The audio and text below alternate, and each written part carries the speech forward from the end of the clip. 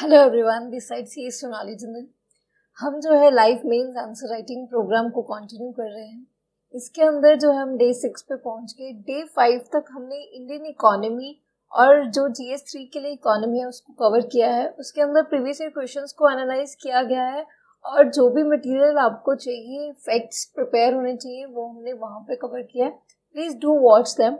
आज जो है हम लैंड रिफॉर्म्स को डिस्कस करेंगे। लैंड रिफॉर्म्स जो है वो GS1 पोस्ट इंडिपेंडेंस में भी कवर होता है और GS3 के अंदर land reforms in India specifically syllabus के अंदर मेंशन है। आप देख सकते हैं सिलेबस के अंदर GS3 के लैंड रिफॉर्म्स इन इंडिया ये लिखा हुआ है। इस पे डायरेक्ट क्वेश्चंस पूछे जाते हैं। तो आज सबसे पहले हम देख लेते हैं कि आज के क्वेश्चंस प्रैक्टिस करने के लिए कौन से हैं। ये 2 क्वेश्चंस जो हैं आपको लिखने हैं। ये 2 क्वेश्चंस को आप लिखिए और हमारे साथ टेलीग्राम चैनल पर शेयर कीजिए अपने आंसर्स और हम उसको वैल्यूएट करेंगे। फर्स्ट क्वेश्चन जो है वो कहता है, how land reforms have contributed to the socio economic development, what measures can be taken to address the persistent issues hindering their success. तो लैंड रिफॉर्म्स ने कैसे सोशो इकोनॉमिक डेवलपमेंट के अंदर जो है कंट्रीब्यूट किया है और क्या मेजर्स लिए जा सकते हैं ताकि जो परसिस्टेंट इश्यूज हैं उसको बेसिकली हम कैटर कर पाए। नेक्स्ट जो क्वेश्चन है वो प्रीवियस ईयर क्वेश्चन से है 2013 से। ये कहता है कि क्या रिलेशनशिप है between the land reforms, agriculture productivity, elimination of poverty का। और इसके अंदर जो है लैंड रिफॉर्म्स को बनाते टाइम पे जो डिजाइन और इम्प्लीमेंट करते टाइम जो डिफिकल्टी आती है उसको आपको डिस्कस करना है। तो इन दोनों क्वेश्चंस के अंदर जो है लैंड रिफॉर्म्स को आप एज ए इंट्रोडक्शन मेंशन कर सकते हैं। देन अपने जो हमने पहले से डिस्कस करते आ रहे हैं टॉपिक को सब पार्ट्स के अंदर डिवाइड कीजिए और फर्स्ट पार्ट की हेडिंग जो है क्वेश्चन से ही बनाइए। जैसे land reforms contributed to socio economic development, इसके अंदर अंडर पॉइंट्स दे दीजिए। देन मेजर्स क्या हो सकते हैं, परसिस्टेंट इश्यूज के मेजर्स देने से पहले कुछ ब्रीफ में परसिस्टेंट इश्यूज लिख दीजिए। सेकेंड पार्ट ये हो जाएगा। थर्ड पार्ट के अंदर आप मेजर्स मेंशन कीजिए। सेकेंड क्वेश्चन के अंदर अगेन आप इंट्रोडक्शन जो है लैंड रिफॉर्म्स की डेफिनेशन दे सकते हैं। फर्स्ट पार्ट जो है आपको रिलेशनशिप बताना है लैंड रिफॉर्म, एग्रीकल्चर प्रोडक्टिविटी और एलिमिनेशन ऑफ पॉवर्टी का। ये बताते टाइम जो है पहले लैंड रिफॉर्म्स और एग्रीकल्चर प्रोडक्टिविटी का बता सकते हैं, फिर लैंड रिफॉर्म का एलिमिनेशन ऑफ पॉवर्टी से बना सकते हैं, फिर तीनों का भी साथ में आप एक डायग्राम भी क्रिएट कर सकते हैं। ये देने के बाद आपको यहाँ पे बताना है कि क्या डिफिकल्टी और बेसिकली चैलेंजेस आते हैं डिजाइन और इम्प्लीमेंट करते वक्त। आपको यहाँ पे डिफिकल्टी और चैलेंजेस को डिस्कस करने के बाद यहाँ पे वे फॉरवर्ड को मेंशन करना है कि किस तरह जो है हम सक्सेसफुल लैंड रिफॉर्म्स जो है क्रिएट कर सकते हैं। अब ये दोनों क्वेश्चंस को आप लिखिए और टेलीग्राम चैनल के ऊपर जो है इसका आंसर शेयर कीजिए। अब जो है अगर आपको ये टॉपिक कवर नहीं है, आप आगे का लेक्चर सुनिए। लैंड रिफॉर्म्स को हम कॉम्प्रिहेंसिवली थोड़ा सा ब्रीफ में कवर करने की कोशिश करेंगे ताकि जो है आप इन दोनों क्वेश्चंस के आंसर्स को कवर कर पाएं और साथ ही साथ जो प्रीवियस ईयर क्वेश्चंस पूछे गए हैं मेंस के अंदर इस टॉपिक में से देख सकते हैं 2013 में पूछा गया और 2016 में पूछा गया, 2021 के अंदर। इन तीनों क्वेश्चंस जो हैं आप इनको लिख पाओगे। अब ये डिस्कशन सुनने के बाद तो हम आज की डिस्कशन जो है स्टार्ट करते हैं लैंड रिफॉर्म्स के ऊपर और उसके बाद जो है हम प्रीवियस ईयर क्वेश्चंस को देखेंगे। फर्स्ट जो आता है लैंड रिफॉर्म्स का मीनिंग क्या है। अब मैंने कहा आप इंट्रोडक्शन के अंदर लैंड रिफॉर्म्स की डेफिनेशन लिख दीजिए।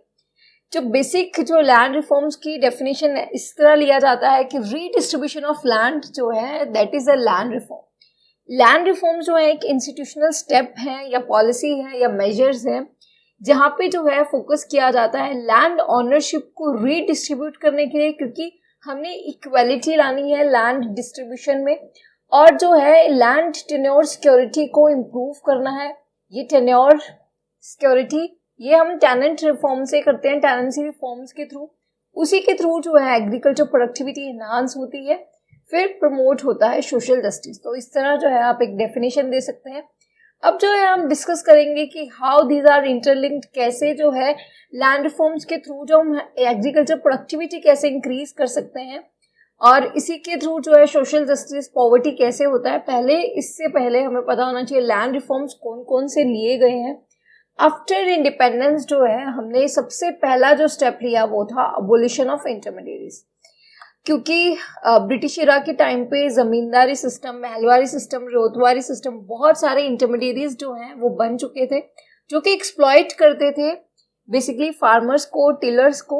उनको अबॉलिश करना इम्पोर्टेंट था क्योंकि वो मेजर जो चंक है रेवेन्यू का, एग्रीकल्चर रेवेन्यू, वो वही जो है कंज्यूम कर लेते थे। तो अबॉलिशन ऑफ इंटरमीडिएरीज फर्स्ट स्टेप लिया गया, जिसके अंदर जो बेसिकली जमींदार्स हैं, रेतवार्स हैं, महलवार्स हैं, इनको रिमूव करने के लिए स्टेप लिया गया।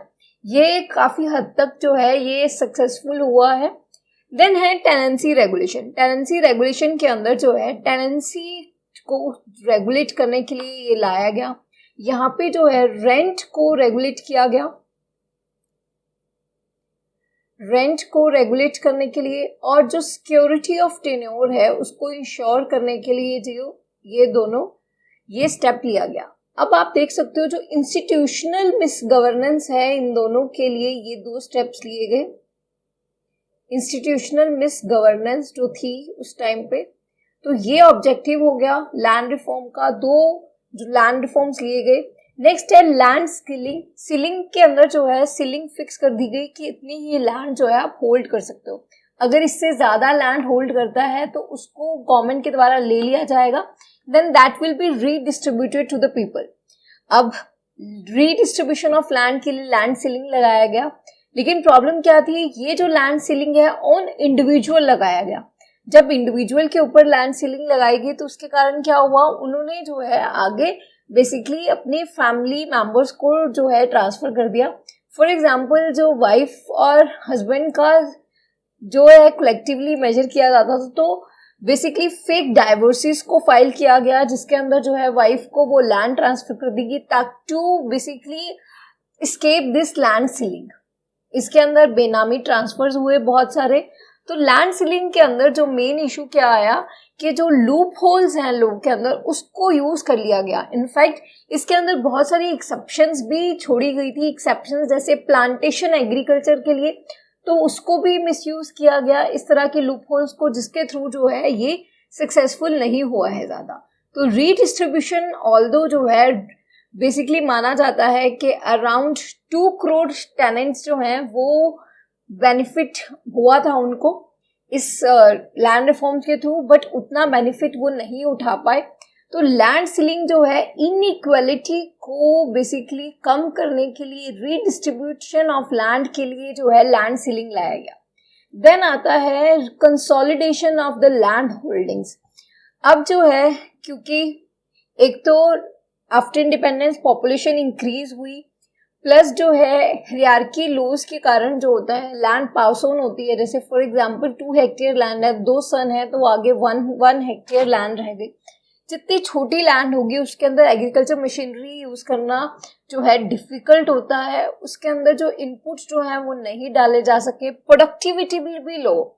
और आपको पता होगा इकोनॉमी के अंदर भी हमने डिस्कस किया है, मास प्रोडक्शन या कॉस्ट ऑफ प्रोडक्शन को कम करने के लिए हमें ज्यादा लेवल पर प्रोड्यूस करना पड़ता है। तो कंसोलिडेशन ऑफ लैंड होल्डिंग्स की वजह से जो है हेल्पफुल हो सकता है, एग्रीकल्चर प्रोडक्टिविटी इंक्रीज हो सकती थी, जो इनपुट्स हैं वो बेटर यूज हो सकते थे, जो न्यू टेक्नोलॉजी है उसको यूज किया जा सकता था। और इसके कारण जो है लैंड होल्डिंग्स अगर कंसोलिडेट होती हैं, they will get the bargaining power. अगर कोऑपरेटिव फार्मिंग के अंदर भी, जैसे अमूल है, ये सक्सेसफुल एग्जांपल है कोऑपरेटिव फार्मिंग के अंदर, जो इतने कोऑपरेटिव के अंदर जो है बहुत सारे फार्मर्स कलेक्टिवली आके जब डील करते हैं, उनकी बार्गेनिंग पावर जो है वो इंक्रीज होती है। जब बार्गेनिंग पावर जो है वो इंक्रीज होती है, उसके कारण जो है उनको एग्रीकल्चर क्रेडिट लेने में भी इजी होगा। तो क्रेडिट फैसिलिटी जो है वो अवेलेबल होगी, मार्केट अवेलेबिलिटी बेटर होगी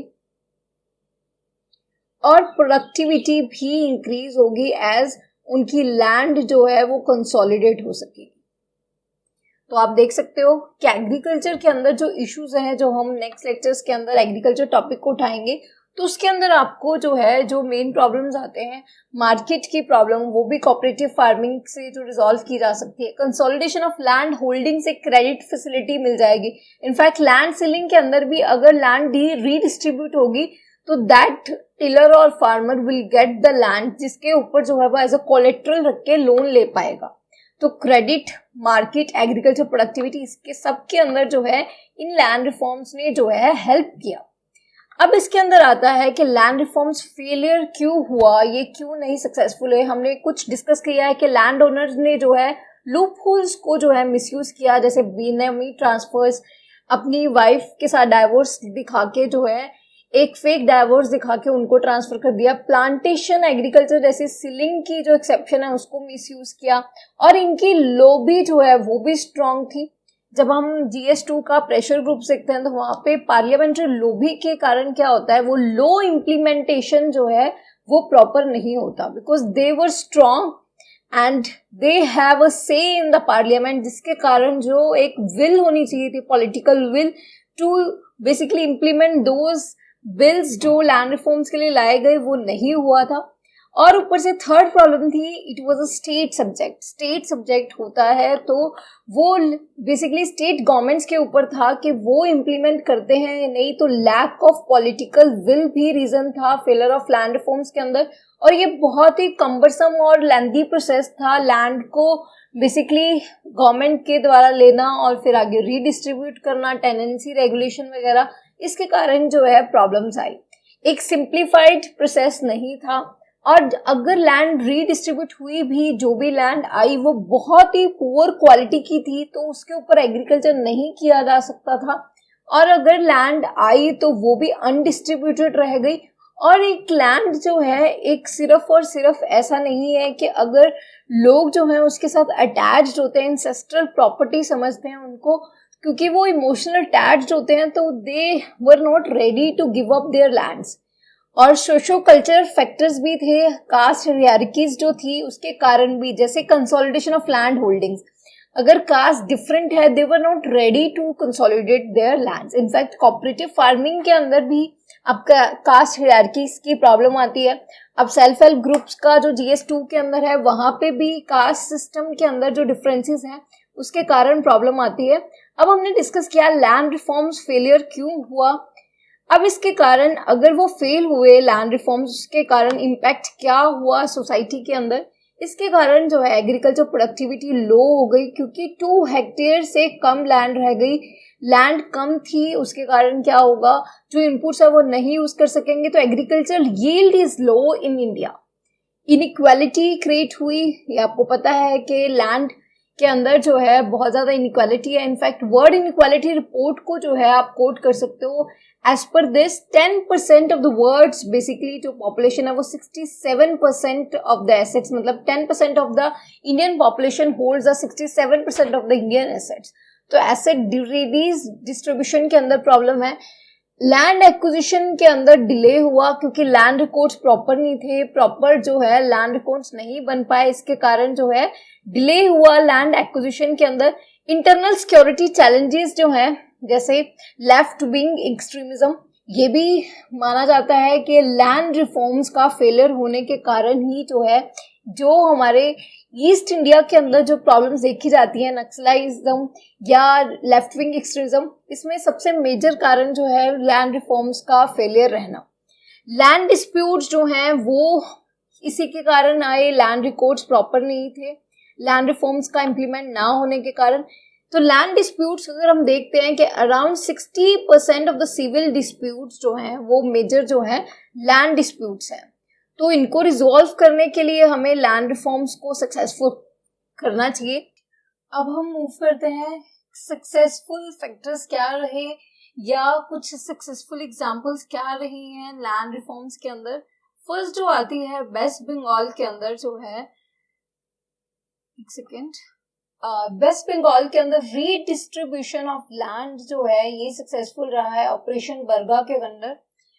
जो ऑपरेशन बरगा है ये सोशल मूवमेंट थी, सिविल सोसाइटी मूवमेंट थी, जिसके अंदर रीडिस्ट्रीब्यूशन जो है वेस्ट बंगाल के अंदर सक्सेसफुल रहा। इनफैक्ट ग्रामदान और भूदान मूवमेंट जो है आंध्र प्रदेश की, specifically in the Telangana region, तो वहां पे जो है भूदान एज इन के लैंड बेसिकली गिफ्ट करना और ग्रामदान जो है विलेज को गिफ्ट करना, ये सक्सेसफुल रहा है क्योंकि यहाँ पे जो है सिविल सोसाइटीज का रोल रहा। जब जो है लोगों के अंदर विलिंगनेस जो है इंटरनली आती है, फोर्सफुल नहीं रहता, तो बेटर इंप्लीमेंट हो पाया इन दो स्टेट्स के अंदर। पंजाब और हरियाणा के अंदर कंसोलिडेशन जो है सक्सेसफुल रहा।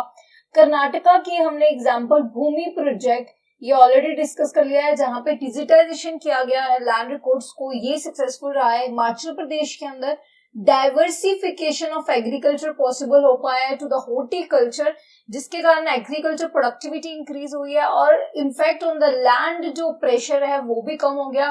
क्लाइमेट को सूट करता हुआ जो है एग्रीकल्चर क्रॉप्स जो है ग्रो की जा रही हैं। Amul cooperative is a successful example जो कोऑपरेटिव फार्मिंग का।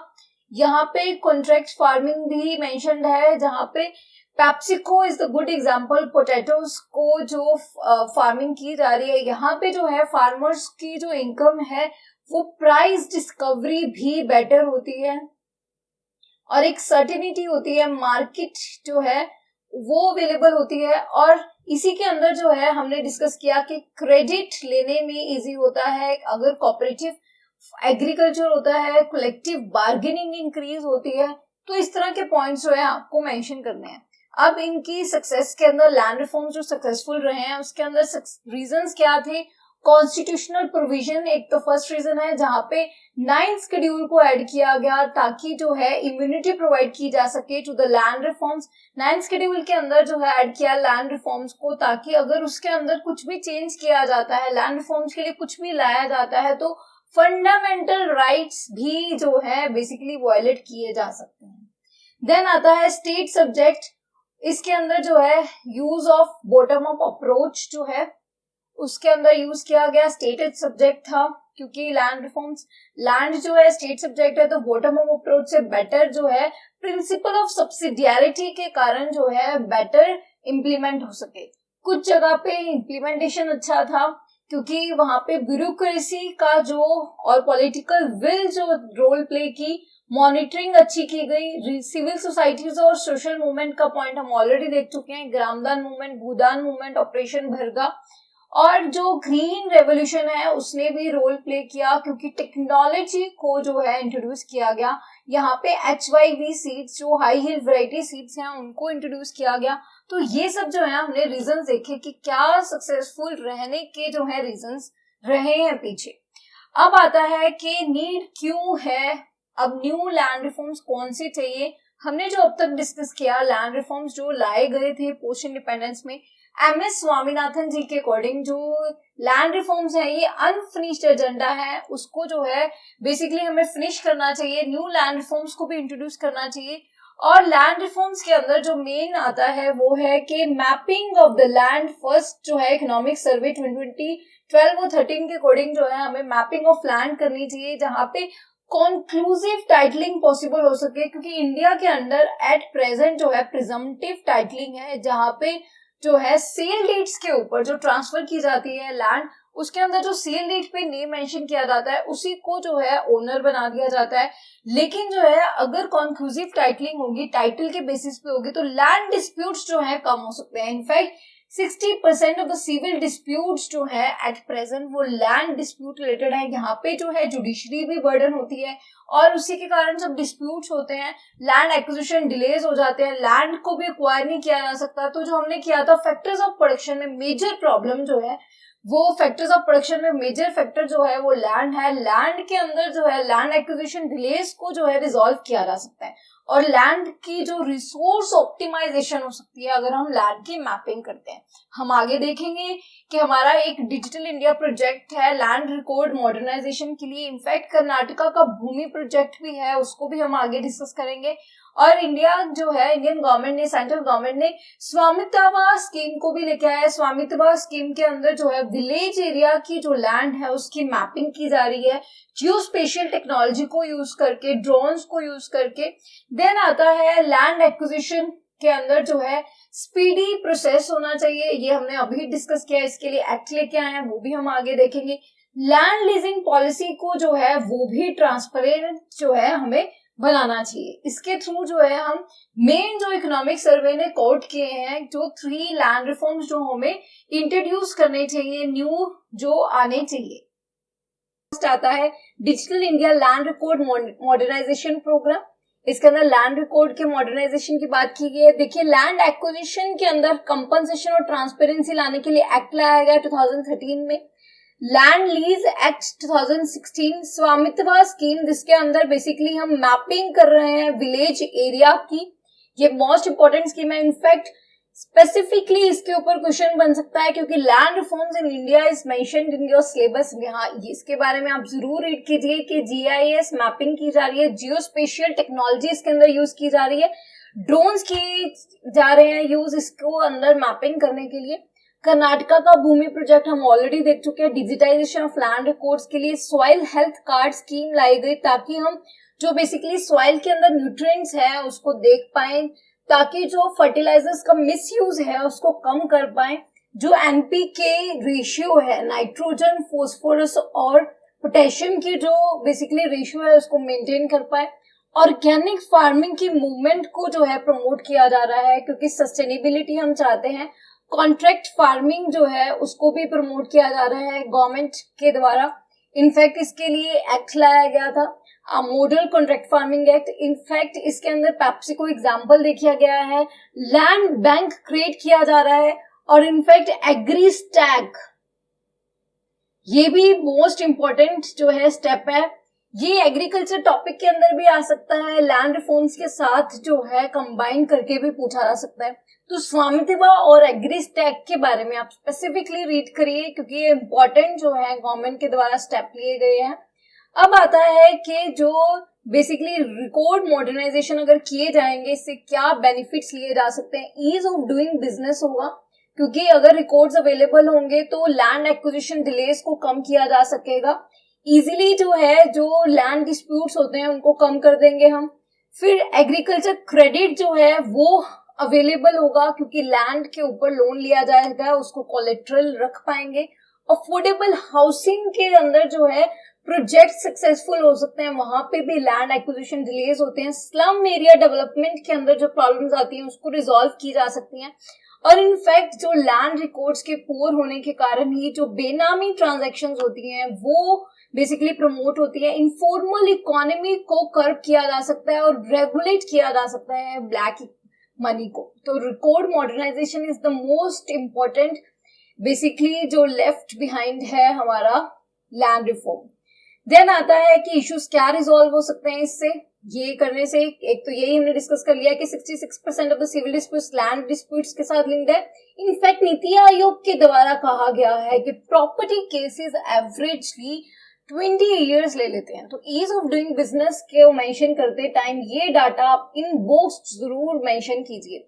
आपको एक वे पता होना चाहिए जब आप लिख रहे हो कि ईज ऑफ डूइंग बिजनेस होगा इससे, तो आप ब्रैकेट बॉक्स के अंदर लिखिए कि नीति आयोग के अकॉर्डिंग जो है 20 साल लग जाते हैं इसके अंदर।